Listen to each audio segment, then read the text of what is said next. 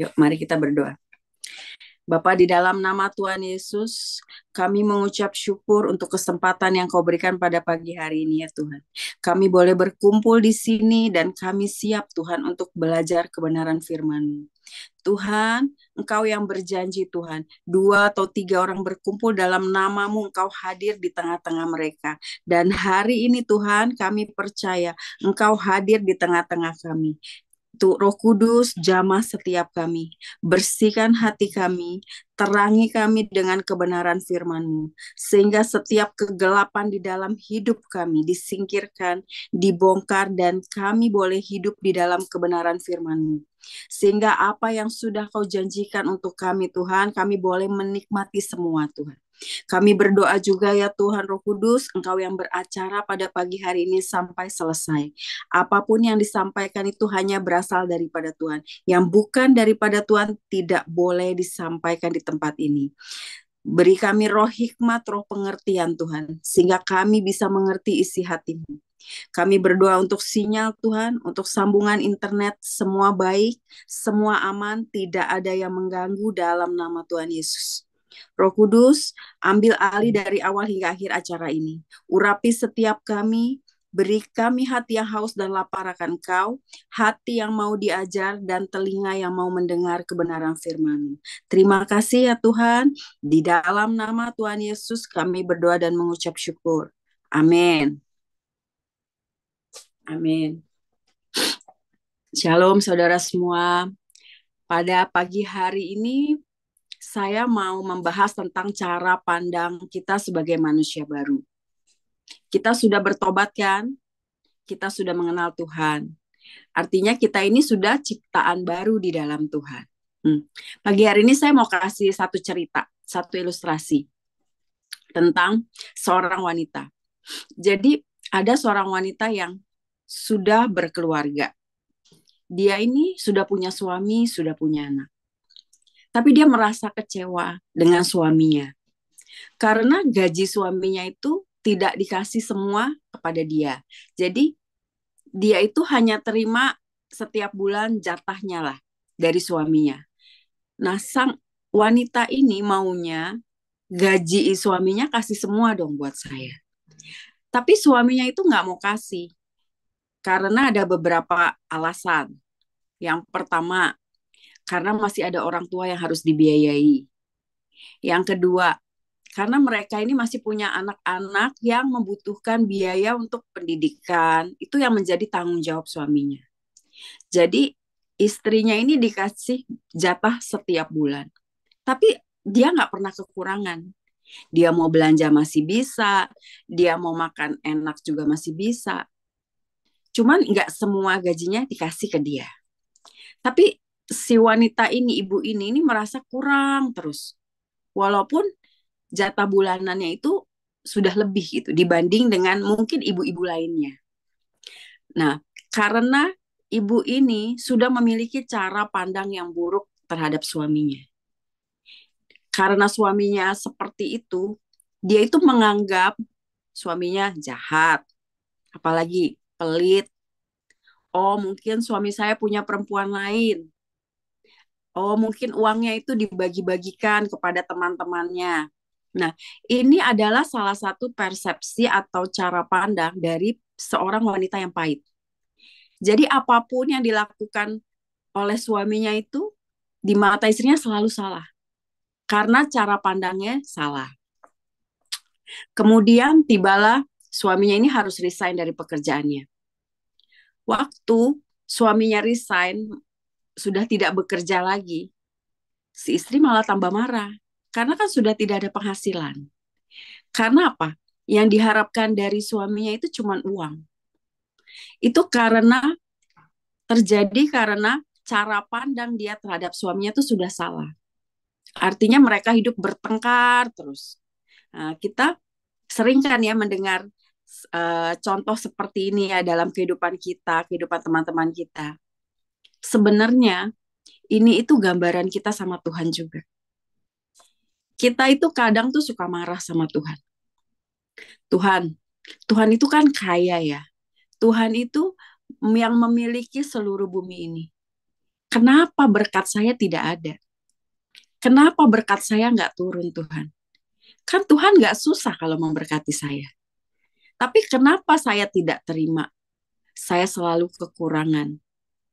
Atau Tuhan itu kan punya kesembuhan. Tuhan itu mau menyembuhkan kita. Tapi kenapa Tuhan kita tuh nggak ngalamin mujizat? Padahal katanya Tuhan itu pembuat mujizat.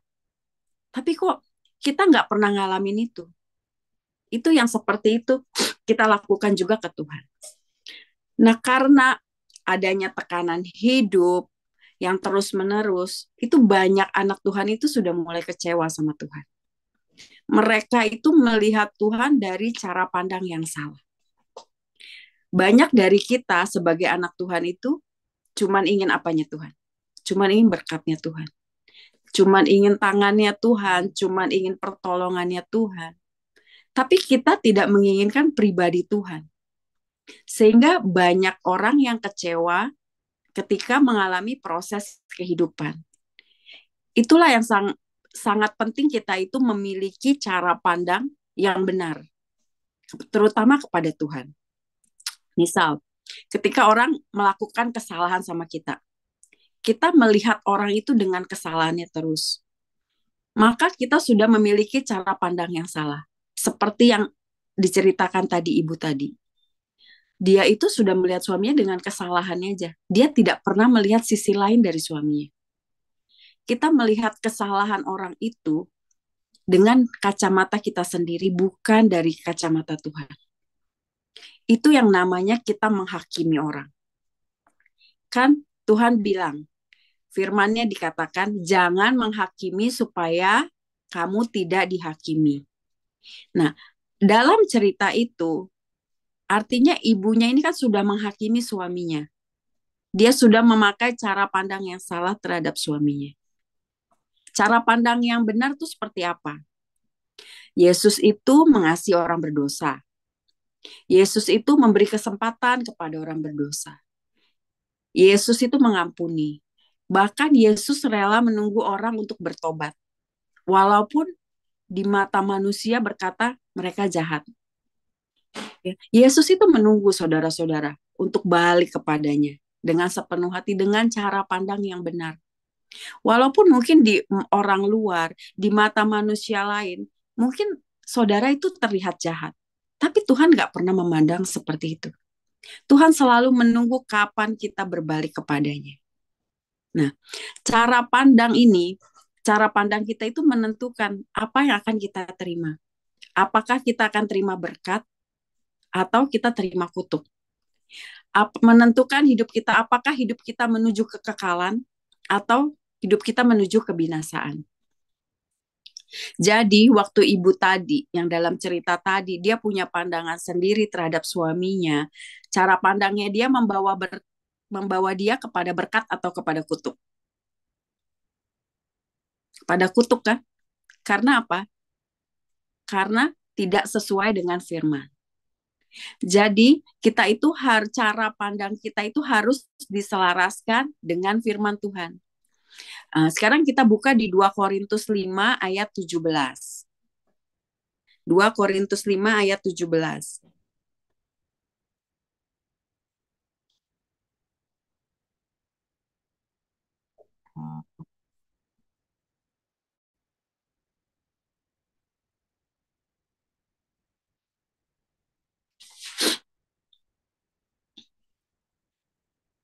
Sudah ya?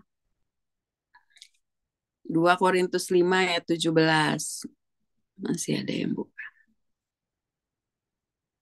Ayo mari kita baca sama-sama ya. Ayo, jadi siapa yang ada di dalam Kristus, ia adalah ciptaan baru. Yang lama sudah berlalu dan sesungguhnya yang baru sudah datang. Amin. Jadi, waktu kita itu ada di dalam Kristus, kan ibu-ibu semua sudah bertobat. Artinya sudah ada di dalam Kristus kan. Jadi ibu-ibu ini adalah ciptaan baru. Yang lama semua kesalahan ibu-ibu, semua kesalahan itu Tuhan sudah nggak ingat-ingat lagi. Kamu itu sekarang manusia baru, ya kan? Jadi waktu kita bertobat, kita percaya kepada Tuhan, kita lahir baru, kita ini adalah ciptaan baru. Apanya yang baru? Rohnya kita baru. Hati kita dibaharui oleh Tuhan. Tapi cara berpikir kita, cara pandang kita itu masih dipengaruhi oleh manusia lama kita. Kita ini masih memakai pola dunia. Nah, makanya kenapa banyak orang itu sudah percaya Kristus, tapi dosa masih jalan terus. Sudah dibaptis, tapi dia belum ada karakter Kristus dalam dirinya. Mas, kalau dulu marah, masih marah. Kalau dulu menghakimi, sekarang pun masih menghakimi. Itu karena cara pandangnya itu masih memakai manusia lama. Nah, jadi kita itu kalau dulu kita khawatir, sekarang pun kita masih khawatir. Padahal kita ini sudah manusia baru. Gimana sih manusia baru itu seperti apa? Nah, kita buka dalam Efesus 4 ayat 17 sampai 24. Efesus 4 ayat 17 sampai 24.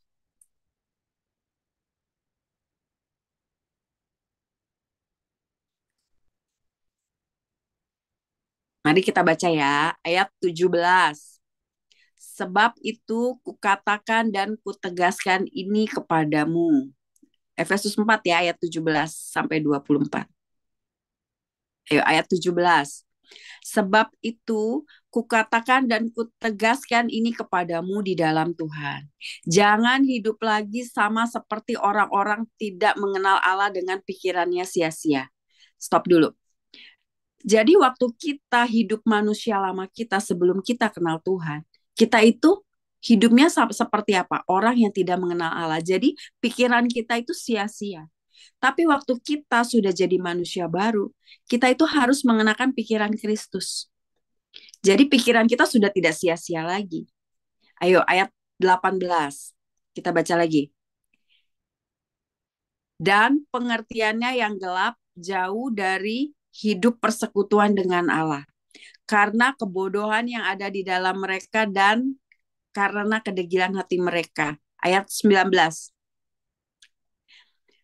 Perasaan mereka telah tumpul sehingga mereka menyerahkan diri kepada hawa nafsu dan mengerjakan dengan serakah segala macam kecemaran. Ayat 20, lanjut. Tetapi kamu bukan demikian. Kamu telah belajar mengenal Kristus. Nah, ini artinya waktu kita sudah bertobat ya, kita sudah ciptaan baru. Kita baca ayat 21. Karena kamu telah mendengar tentang Dia dan menerima pengajaran di dalam Dia menurut kebenaran yang nyata dalam Yesus. Ayat 22. Yaitu bahwa kamu berhubung dengan kehidupan kamu yang dahulu harus menanggalkan manusia lama yang menemui kebinasaannya oleh nafsunya yang menyesatkan. 23. Supaya kamu dibaharui dalam roh dan pikiranmu. Ayat 24. Dan mengenakan manusia baru yang telah diciptakan menurut kehendak Allah di dalam kebenaran dan kekudusan yang sesungguhnya. Amin. Nah, artinya waktu kita sudah berada di dalam belajar mengenal Tuhan, kita hidup di dalam Tuhan, kita itu harus dibaharui roh dan pikiran kita. Waktu kita bertobat memang roh kita dibarui, tapi pikiran itu kita harus terus-menerus membarui dengan cara diselaraskan dengan firman. Di ayat 17 dan 18 tadi dikatakan, jangan hidup lagi sama seperti orang-orang yang tidak mengenal Allah yang pikirannya sia-sia. Jadi waktu kita hidup belum mengenal Tuhan, pikiran kita itu sia-sia. Tapi waktu kita ciptaan baru itu sudah berlalu. Sekarang pikiran kita harus selaras dengan pikiran Kristus. Di ayat 18 versi mudah dibaca, saya bacakan ya. Mereka tidak mengerti, ini manusia lama ya, waktu kita manusia lama. Mereka tidak tahu apa-apa karena tidak mau mendengar. Maka mereka tidak mempunyai hidup yang diberikan oleh Allah. Nah ini ciri manusia lama. Kita nggak mau dengar apa kata Tuhan, mau-maunya kita sendiri, kita malas baca firman. Kan perkataan Tuhan itu kan firman, Alkitab ya. Kita firman, kita malas baca firman, kita nggak mau dengar firman. Artinya apa? Kita juga nggak mau merenungkan. Itu dikatakan waktu kita masih menjadi manusia lama. Sehingga waktu kita nggak dengar firman, kita malas baca firman, kita itu tidak mempunyai hidup yang diberikan oleh Allah. Hidup yang diberikan Tuhan itu hidup apa? Kita punya hidup yang berkemenangan dalam segala hal. Semua kita menang. Itu yang Tuhan sediakan.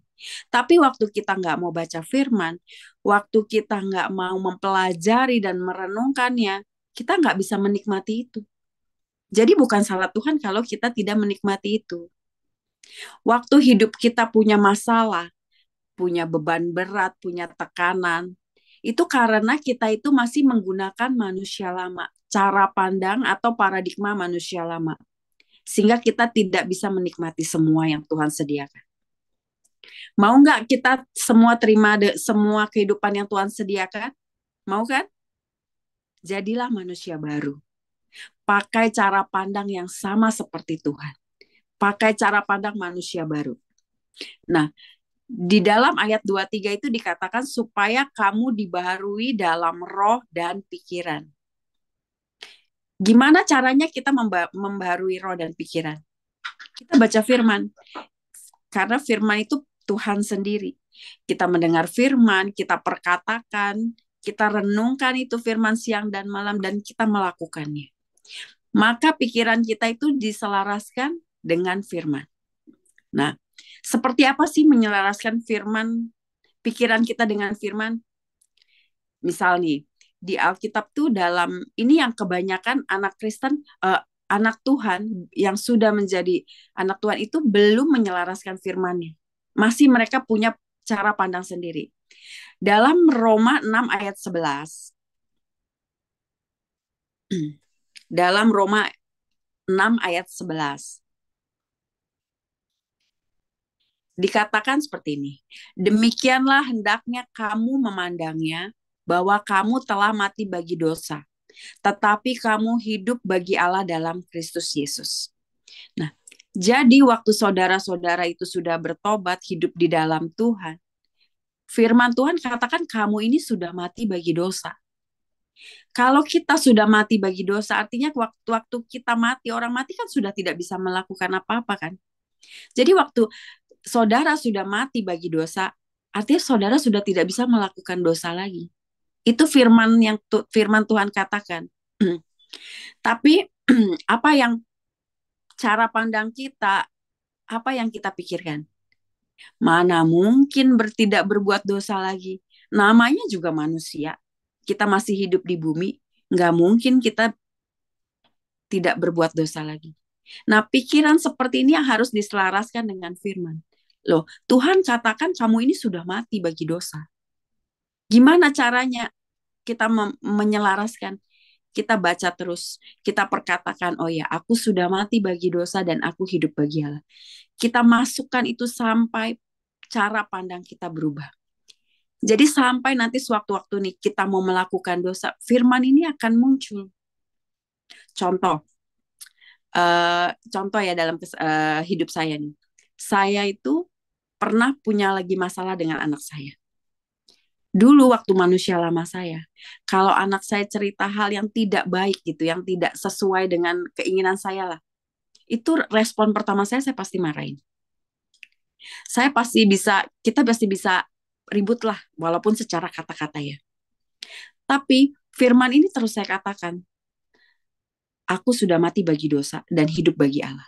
Setelah saya menjadi manusia, saya perkatakan ini terus setiap hari. Sampai waktu ketika anak saya datang ke saya, dia membawa suatu berita yang tidak baik.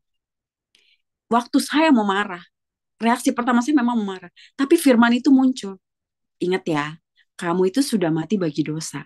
Kamu tuh udah gak berbuat dosa lagi. Udah gak bisa marah. Waktu firman itu mengingatkan, oh ya, itu saya langsung ingat, oh ya, saya udah gak boleh marah nih. Orang sudah mati bagi dosa, saya udah gak boleh marah. Jadi saya bisa merespon dengan benar. Tapi kalau kita nggak pernah masukkan firman, itu nggak ada yang mengingatkan waktu kita itu mau melakukan dosa. Makanya saudara perlu menyelaraskan pikiran dengan firman. Perkatakan itu firman Tuhan terus-menerus. Sampai itu menjadi paradigma kita. Sampai satu waktu kita mau melakukan dosa, firman itu keluar sendiri mengingatkan kita. Kemudian di Efesus 4 tadi yang ayat 25 sampai 32 diajarkan bagaimana cara hidup manusia baru. Cara hidup manusia baru itu seperti apa? Ayat 25.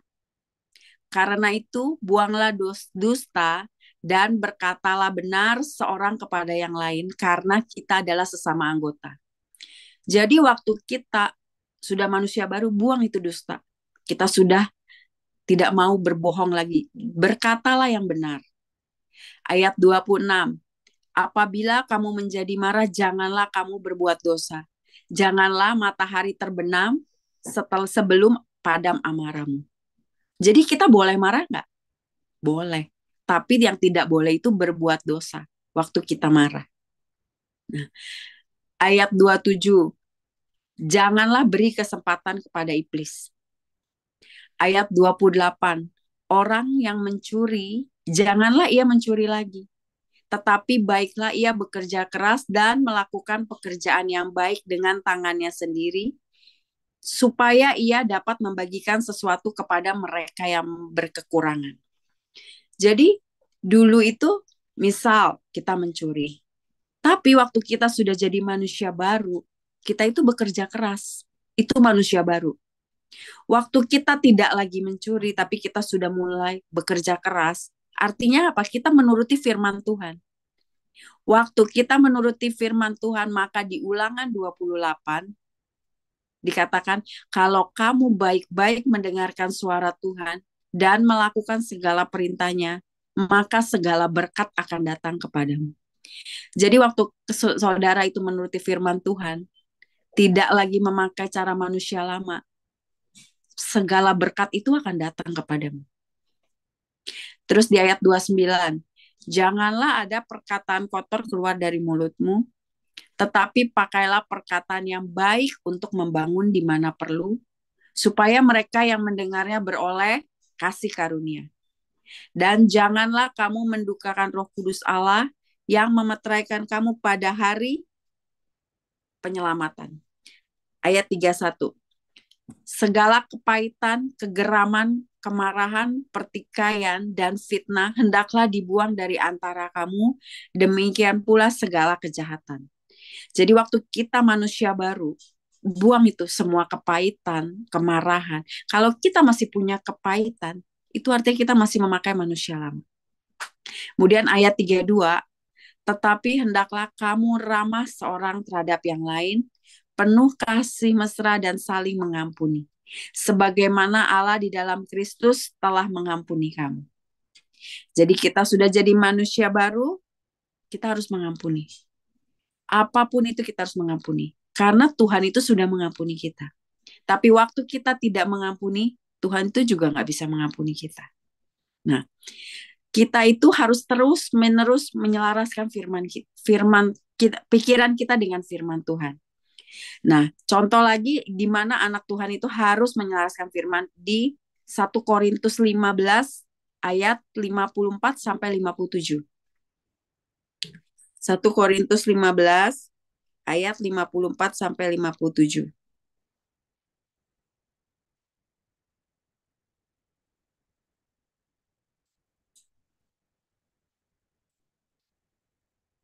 Satu Korintus 15 ayat 54 sampai 57.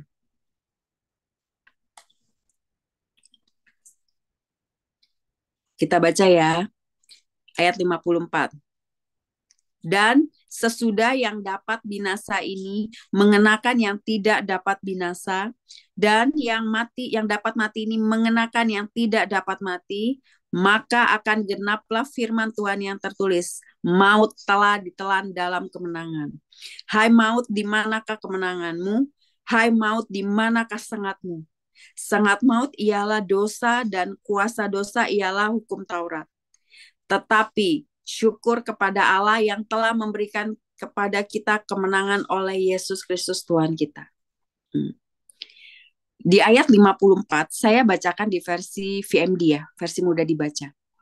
Jadi, Tubuh yang akan binasa akan membungkus dirinya sendiri dengan yang tidak akan binasa. Dan tubuh yang akan mati ini akan membungkus dirinya dengan yang tidak dapat mati. Dengan demikian terjadilah yang tertulis, kematian sudah ditelan dalam kemenangan. Tubuh yang binasa ini apa? Tubuh kita kan? Karena tubuh kita ini kan akan binasa.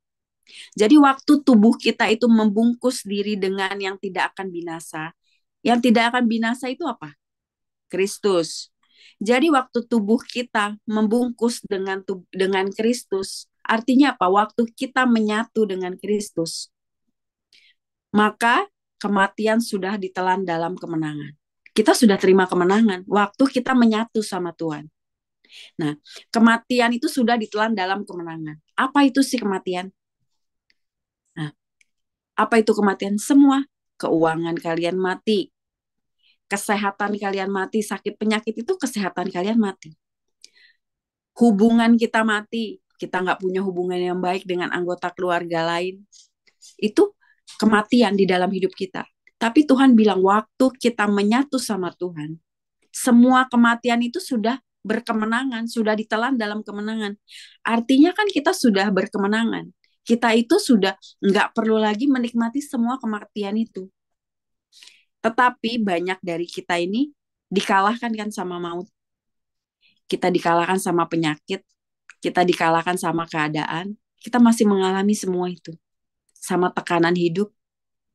Karena kita itu nggak bisa percaya kalau Tuhan itu sudah kasih kemenangan kepada kita. Waktu kita ada dalam Kristus. Nah itu cara pandang kita harus kita ubah. Tuhan itu sudah memberikan kalian kemenangan atas setiap kematian dalam hidup kalian. Walaupun faktanya masih kita mengalami semua kematian, hubungan kita masih rusak, kesehatan kita masih buruk, kita alami sakit penyakit.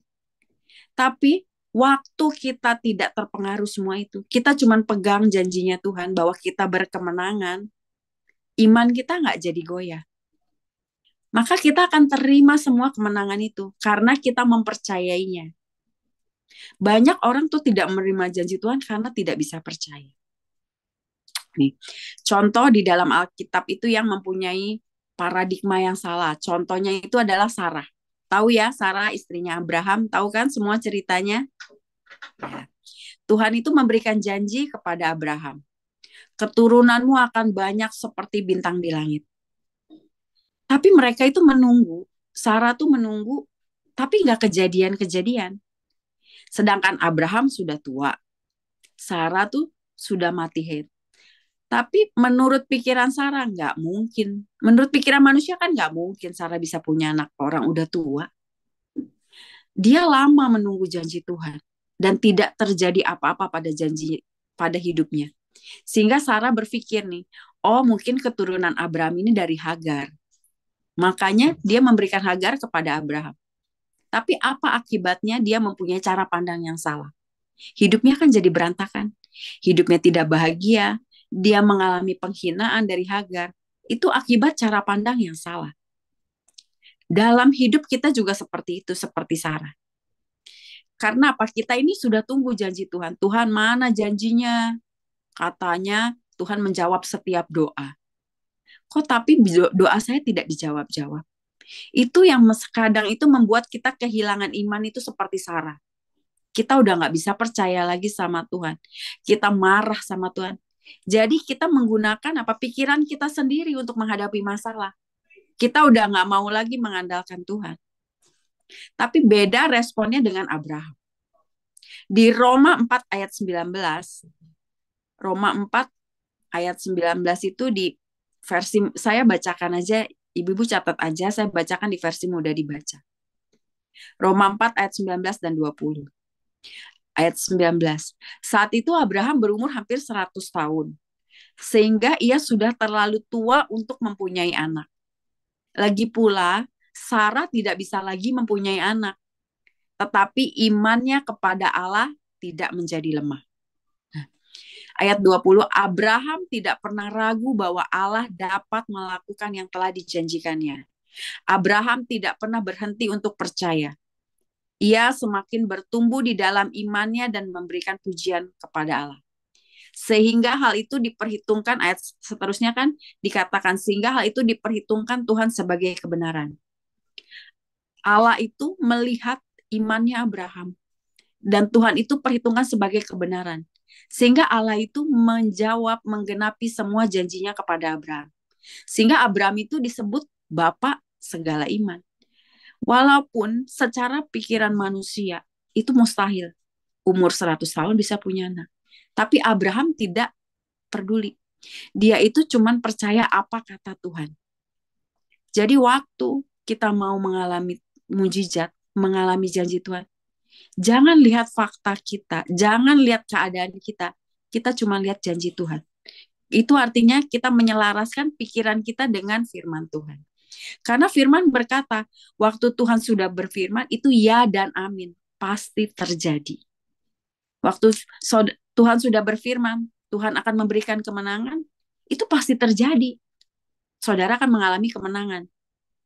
Tapi saudara bisa percaya atau tidak. Waktu saudara mempercayainya, saudara akan terima kemenangan itu. Nah, kemudian firman Tuhan lagi, pikiran kita harus diselaraskan dengan firman. Kita ini terima janji Tuhan bahwa kita akan selalu berkemenangan. Tapi tidak berarti ketika kita berdoa meminta pertolongan Tuhan, maka otomatis jawaban itu langsung datang. Seringkali waktu doa kita belum dijawab, itu kita menjadi gelisah, kita menjadi khawatir, kita takut.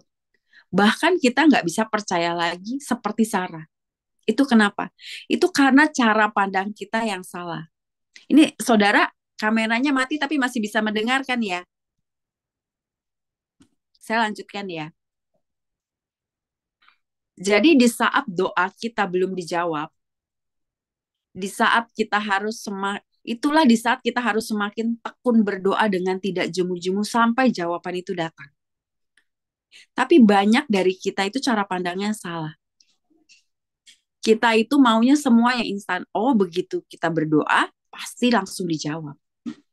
Tapi di Lukas 18 ayat 1, Lukas 18 ayat 1 versi FIYH ya. Lukas 18 ayat 1 versi FIYH. Saya bacakan aja. Pada suatu hari, Yesus itu menceritakan kepada murid-muridnya sebuah perumpamaan untuk melukiskan perlunya berdoa dengan tidak jemu-jemu dan bahwa mereka harus tekun berdoa sampai ada jawabannya. Nah, Tuhan aja bilang, berdoa dengan tidak jemu-jemu dan mereka harus tekun berdoa sampai ada jawabannya. Kalau berdoa itu tidak jemu-jemu, artinya kan kita bisa mengalami kejemuan. Capek kita berdoa kan, karena doa kita nggak belum terjawab oleh Tuhan. Itu yang pikiran kita itu harus diselaraskan dengan firman. Waktu kita menyatu dengan Tuhan, kita itu Tuhan itu menjadi kepala atas kita. Kepala itu apa? Di dalam kepala itu ada otak. Otak itu yang memikirkan, yang memberi perintah. Sehingga kalau yang memikirkan otak itu yang memikirkan adalah Yesus sendiri, apapun yang kita kerjakan pasti berhasil. Waktu cara pandang kita selaras dengan firman, kehidupan kita akan mengalami perubahan. Nah, ada contoh di dalam Alkitab yang mereka mengalami perubahan paradigma. Mereka ketemu Tuhan, mereka mengalami perubahan paradigma, sehingga akhirnya hidup mereka diubahkan. Contoh yang pertama itu apa?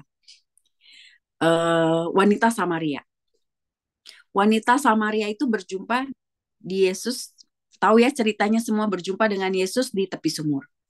Wanita ini kan mengisi hidupnya dengan kesenangan daging karena dia adalah seorang bezina.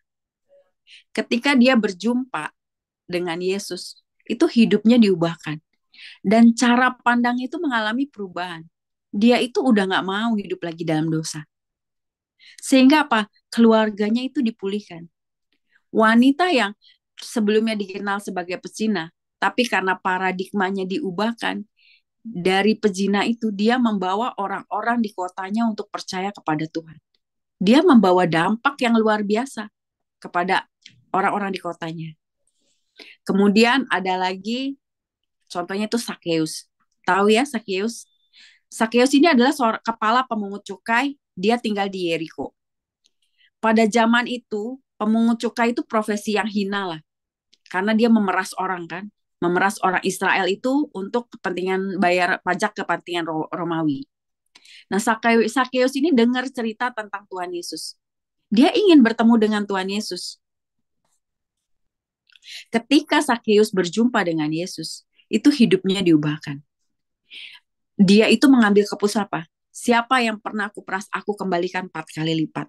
Dan dia itu memberikan setengah hartanya kepada orang miskin. Jadi waktu Sakeus itu ketemu Tuhan, dia itu mengalami perubahan cara pandang. Terutama cara pandangnya terhadap uang. Dia nggak megangin lagi tuh uang. Tapi dia memberikan separuhnya kepada orang miskin. Sehingga waktu Sakeus itu berubah cara pandangnya tentang uang, maka hidupnya itu diubahkan. Dan itu memberkati, membawa dampak untuk orang-orang sekelilingnya. Nah, contoh orang yang mengalami perubahan paradigma yang dahsyat itu contohnya adalah Paulus. Paulus ini kan dulu namanya Saulus ya, tahu ya. Itu seorang ahli Taurat. Dia itu kerjanya apa tuh Paulus? Menganiaya, membinasakan umat Kristen. Tetapi waktu Saulus bertemu Tuhan Yesus pada waktu perjalanan ke Damsyik, itu seketika hidupnya itu berubah. Cara pandangnya juga berubah. Dari cara pandang dia melihat umat Tuhan sebagai umat yang harus dibinasakan. Sekarang Paulus itu berubah, dia itu punya tujuan hidup yang baru, yang sesuai dengan kehendak Allah. Dia tidak lagi membinasakan umat Kristen, malah mengabarkan Injil keselamatan kepada semua orang. Dan akhirnya hidupnya itu diubahkan dan membawa dampak untuk orang-orang. Tuhan itu maunya kita itu meninggalkan paradigma cara pandang kita yang selama ini sudah salah. Pola pikir duniawi kita. Itu menuntun kita kepada kehidupan duniawi yang ujungnya kita akan mengalami kebinasaan. Tapi Tuhan itu mau kita merubah cara pandang kita, pola pikir kita, cara hidup kita kepada cara pandang manusia baru yang akan membawa kepada kehidupan kekal. Jadi waktu cara pandang kita berubah, paradigma kita berubah, maka itu akan menghasilkan perubahan yang besar dalam hidup kita. Dan orang-orang di sekeliling kita juga akan mengalami dampaknya. Seperti tadi, perempuan Samaria, Sakeus, dan Paulus. Bagaimana cara pandang kita bisa diubahkan?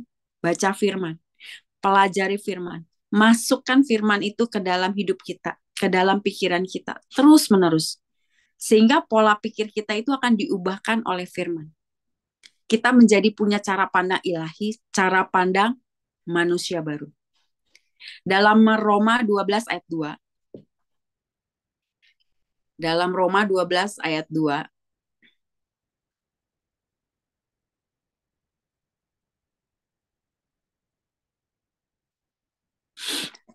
Dalam Roma 12 ayat 2. Janganlah kamu menjadi serupa dengan dunia ini, tetapi berubahlah oleh pembaruan budimu, sehingga kamu dapat membedakan mana kehendak Allah yang baik, yang berkenan kepada Allah, dan yang sempurna. Saya terjemahkan dalam versi TPT ya. Jangan meniru orang-orang di sekitar kita, opini-opini atau pendapat di sekitar kita. Kita jangan ikutin. Atau jangan menjadi serupa dengan dunia ini. Tetapi ubahlah pikiran kita, batin kita oleh Roh Kudus. Melalui perombakan total dalam pikiran kita. Hal ini akan membuat Anda bisa melihat dan memahami kehendak Tuhan saat kita menjalani kehidupan yang indah, kita menjalani kehidupan yang memuaskan dan sempurna di matanya. Jadi pada waktu kita diubahkan oleh Roh Kudus, diubahkan dengan firman yang akan mengubahkan cara pandang kita selaras dengan firman, maka kehidupan kita akan berubah. Tuhan Yesus memberkati. Amin. Mari kita berdoa ya.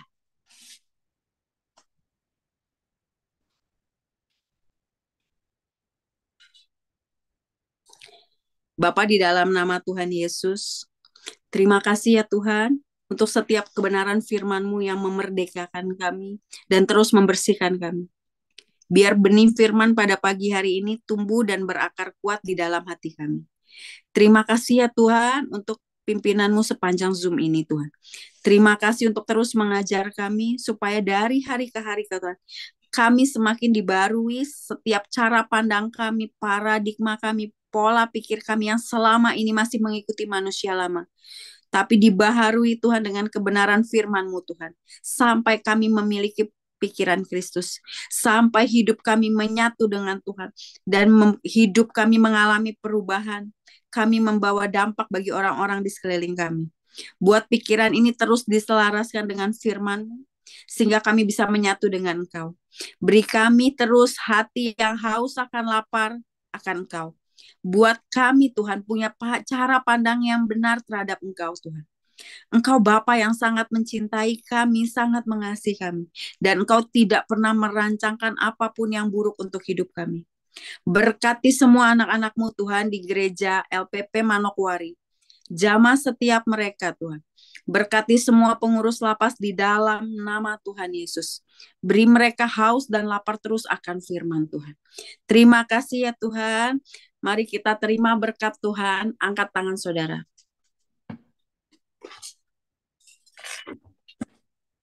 Tuhan Yesus memberkati dan melindungi engkau. Tuhan Yesus menyinari engkau dengan wajah-Nya dan memberi engkau kasih karunia. Tuhan Yesus menghadapkan wajah-Nya kepadamu dan memberi engkau damai sejahtera.